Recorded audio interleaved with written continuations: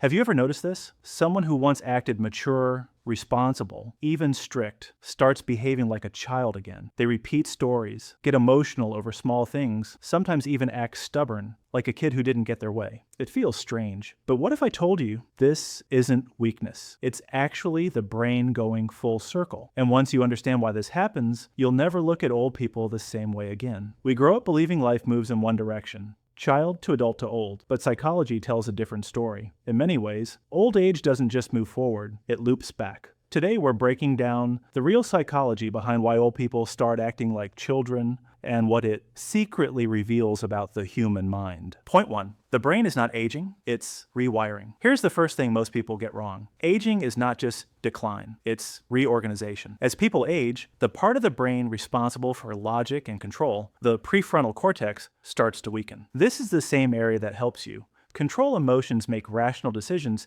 filter what you say. Now think about children. They haven't fully developed this part yet. So what happens? Both children and elderly people start behaving in similar ways. More emotional, more impulsive, less filtered. It's not that they're becoming immature. It's that the brain is slowly returning to a more raw, unfiltered state. Point 2. Emotions become louder. Have you ever seen an older person get upset over something small or overly happy about something simple? That's not overreaction. That's emotional amplification. As cognitive control weakens, emotions become stronger and harder to regulate. This is called reduced emotional regulation in psychology. It's why a small disrespect feels huge. A small gesture feels deeply meaningful. Just like a child, their emotional world becomes more intense. And here's the surprising part, they're not exaggerating. They're actually feeling it more deeply than you think. Point 3, the need for attention returns. Children constantly seek attention, not because they're needy, but because attention equals connection and safety. Now fast forward to old age. Many elderly people feel ignored, lonely, less important. So what does the brain do? It goes back to a familiar survival pattern. Do whatever gets attention, repeating stories, calling you multiple times, interrupting conversations. It may feel annoying, but psychologically, it's a signal. I don't want to feel invisible. Point 4, memory loops.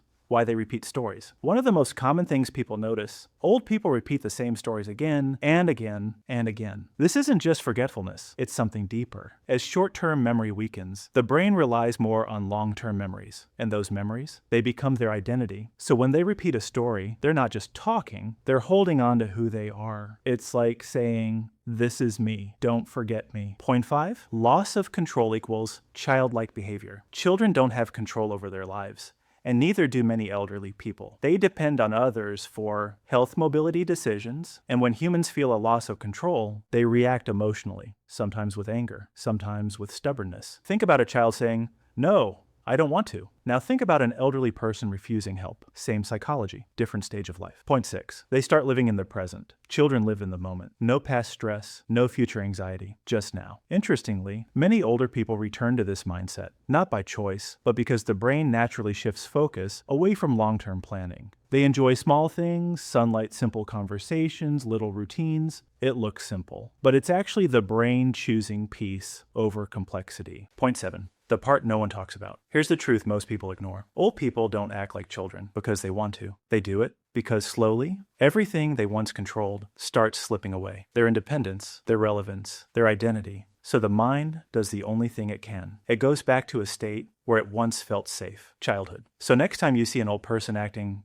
childish, pause for a second. You're not looking at immaturity. You're watching a human mind completing its full circle from dependency to independence and back again. And maybe, instead of getting frustrated, we should understand one thing. One day, we might be exactly the same. If this changed the way you see people, hit subscribe.